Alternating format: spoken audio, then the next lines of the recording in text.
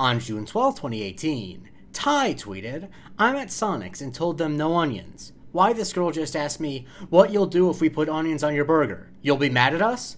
LOL girl, what?" This is the Museum of Twitter, the show where we talk about the most important tweets in the history of Twitter.com. This tweet is not a universal experience. We all haven't had this happen to us, but I think it gets at something about the relationship we have with a person taking our food order. Because Ty makes a relatively simple request. She asks for no onions on her burger, and the person taking her order, the waitress at this Sonic location, says, "What you'll do if we put onions on your burger? You'll be mad at us?" Which kind of makes the subtext text of this interaction. Because in a case like this where it's a fast food restaurant, if you ask for something not on your burger, you probably won't realize until you drive away or where you're already eating, and you're probably not gonna come in and demand to speak to corporate. And so technically speaking, the worst thing that will happen for the person who mistook your order or made your burger wrong is that you'll be mad at them. And if you're someone who's working at Sonic, you don't care. Of course, I keep saying Sonic because that is the name of the restaurant. As people are often wont to do, Ty calls it Sonic's. I don't know what it is about people who add S's to the names of restaurants or stores where they don't belong, but I've been trying for the better part of 15 years to try to get my mom to stop saying Panera's, so I've given up on understanding it. And I do appreciate the end bit where Ty says, "LOL girl, what?" Because this would be a surprising thing to hear said. Obviously, if this was a fancy restaurant and Ty was asking for substitutions, that'd be a different thing. But Sonic is like a low-level fast food chain. I would say that Sonic is like half a step up from Checkers. They have absolutely no right to have any pride in what they put on their burgers. Surely Ty was not the first person of this girl's day to ask for a burger without something on it. But once again, this girl and whoever is making the burger hold all the power. Is Ty really going to demand a refund or whatever if there are onions on her burger? I mean, now she might because it was highlighted the fact that all she's going to do is get mad at her. But still, I don't begrudge the waitress for saying this. Fast food work is hard work. Especially at Sonic, where as far as I know, people are still required to roll around on roller skates. And so I can easily imagine being at the end of a shift being like,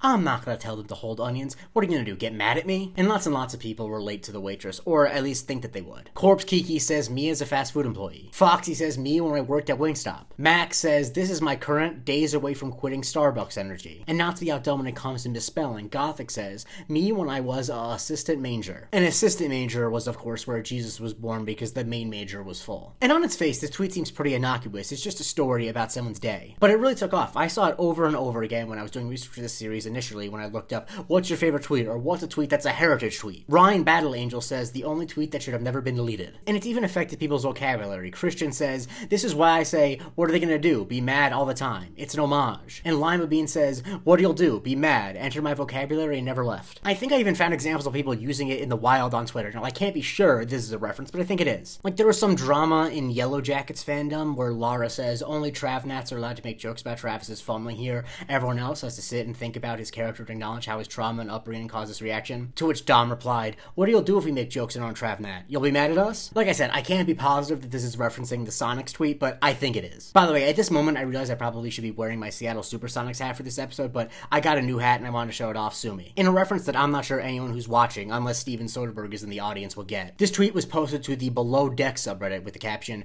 "Is Adam now the head cook at a local Sonic imposing his pro-onion agenda on the masses?" Presumably there was a chef on the show Below Deck named Adam who was insistent on serving onions. Which honestly, love the reference. You never know where a tweet reference will pop up. And perhaps the only thing I love more than a tweet popping up in a random place, as you guys know, is local color. I absolutely love that Shecky Shabazz quote tweeted a repost of this and said, "Had to been Memphis." I've never been to Memphis, but I love that someone, Shecky, from Memphis is like, yup, this definitely sounds like Memphis. I unironically love that someone saw this tweet where a waitress was like, "Hey, I'm gonna put onions on your burger, and what are you being mad at me?" And it's like, that's my hometown. Now, I will say, in my actual life, I am pretty sensitive to substitutions and people taking my order seriously, as I have food allergies, but obviously that's not what's going on here. Because yes, if I ordered a burger and I asked them not to put onions on it, and I got the burger and it had onions on it, I would be mad. But the waitress is absolutely right. That's all I'd do. Much like a burger from Sonic's competitor White Castle, I'd sit there steamed. Follow me for new tweet every day, and if you want more content, you can join my Patreon, patreon.com/Museum of Twitter, where every week I release a bonus episode called the Museum of Not Twitter,